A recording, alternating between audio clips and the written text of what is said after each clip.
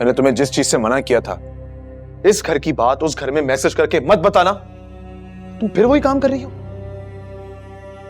आपकी बातें मेरे दिल पे नक्श हो चुकी हैं। इस घर की इज्जत आपकी इज्जत मेरी इज्जत है, और मैं इस घर की इज्जत खराब नहीं होने दूंगी। लेकिन आपको शायद मेरी बात पर यकीन ना आए। ये लें, चैट चेक कर लें।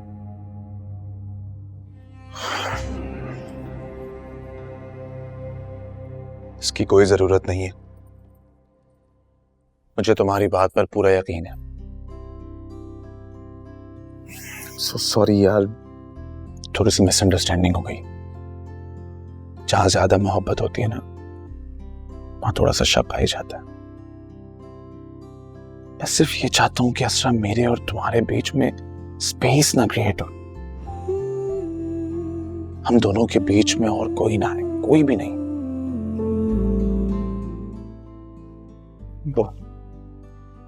वो तुम्हारा मोटू भतीजा शयान भी नहीं। आज 3 बजे मैं तुम्हें सैलून ड्रॉप करूंगा। हाला मम्मा के साथ जा रही है, इसलिए तुम्हारे पिक एंड ड्रॉप की सारी रिस्पॉन्सिबिलिटी मेरी है। और तुम्हें पता है ना, सुल्तान जब किसी चीज की जिम्मेदारी लेता है तो उसे बखूबी निभाता है। वक्त पर तैयार है?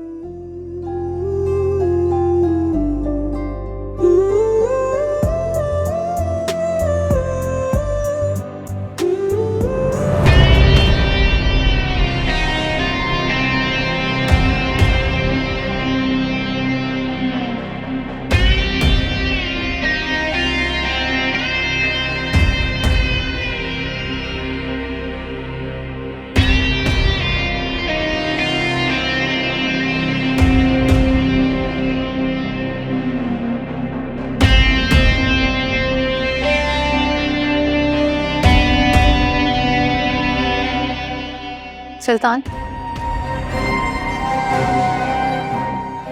क्या आपको वाकई मेरी बात पर यकीन नहीं है? कि यकीन की बात कहां से आ गई? तो सिर्फ ऐप चेक करा था, देख लो।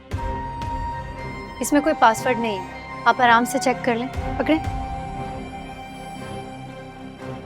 पासवर्ड वाली बात कहां से आ गई? अगर मेरे फोन पे पासवर्ड है तो उसका ये मतलब तो नहीं है ना कि मेरी एक्टिविटीज मशकूक हैं। और एक बात मुझे बताओ, क्या अब ये फोन के पासवर्ड तय करेंगे हमारी मोहब्बत की गहराई? मेरा ये मतलब नहीं था। मुझे लगा शायद आपको मेरी बात पर यकीन नहीं है। वो क्या है ना, घर में कभी ऐसा हुआ नहीं ना, इसलिए।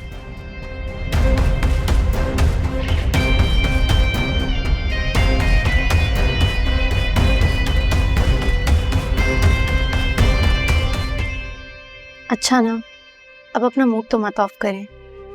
शुरू के दिन है, एक दूसरे को समझने में गलतफहमियां तो होंगी ना।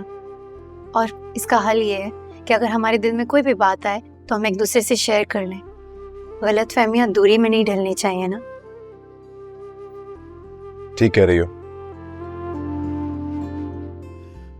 मैंने तुम्हारी मर्जी को देखते हुए बाबा को मना कर दिया। मेरे पास कोई टेनेंट वेनेंट नहीं है। पोर्शन जिसको रेंट पे देना है दे दें। जबकि तुम देखो, अभी तक करीबा के मैसेजेस आ रहे हैं। हौसला, रिलैक्स। फिर कोई ऐसी वैसी चीज देख लोगी और मुझसे नाराज हो जाओगी। अच्छा, मेरी नई नवीली दुल्हन मुझे एक कप चाय नहीं पिलाएगी? अभी बना कर लाती हूँ।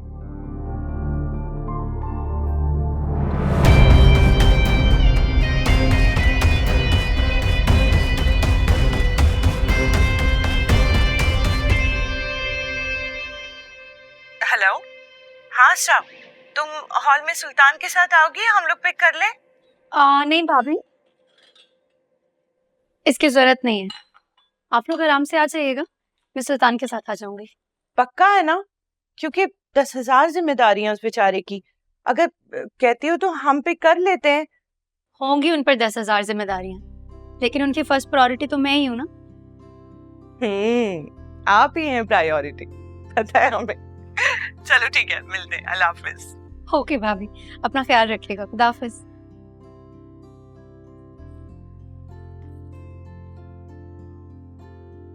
वो भाभी की कॉल थी, शाम के लिए पूछ रही थी। भाभी को बता दो कि इस घर में सुल्तान है, जो उनकी शहजादी का शौहर भी है और खादिम भी।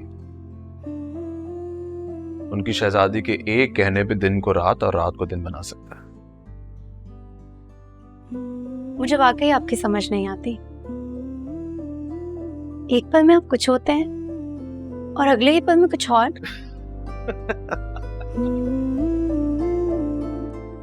ये तो पागलों की निशानी है। अब इतना मिस्टीरियस भी नहीं हूं। हाँ, थोड़ा मुश्किल है मुझे समझना। क्या करूं?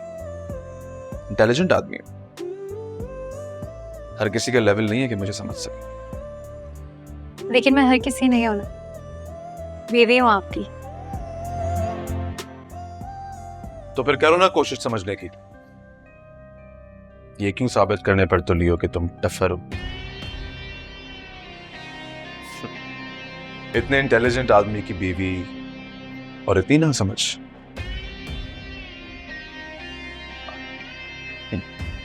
जाने के बारे में क्या प्लान है? मुझे पंक्चुअल लोग पसंद है। वक्त का ख्याल रखना। आपके चाय खत्म होने से पहले मैं रेडी हो जाऊंगी।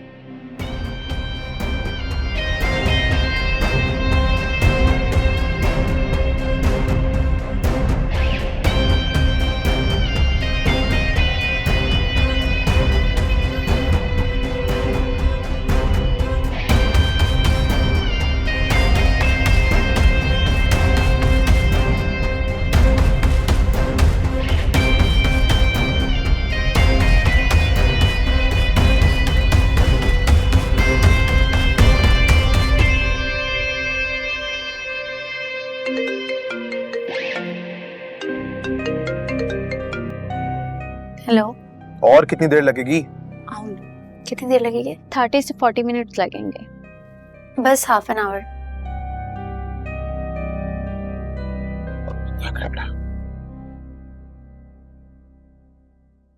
असरा, एक बात बोलूं? अगर मर्द पे काबू पाना है ना, तो शादी के शुरू के दिनों में सिर्फ एक बात पे अमल करना होगा। उसकी मर्जी का काम उसकी मर्जी के टाइम पे नहीं करना। इस तरीके से ना सारी उम्र मर्द काबू में रहता है। नहीं, मैं ये नहीं कर सकती, सुल्तान बहुत अग्रेसिव है। सॉरी। कोई बात नहीं, आखिर दिल की बात जुबान पे आ ही जाती है। It's okay, relax. मुझे वो देना ब्रश। कितनी देर है? बस थोड़ा सा सब्र करो, घबराओ नहीं। बाल हो गए हैं, बस मेकअप ही है, थोड़ा सा रहता है, बस टचअप ही है।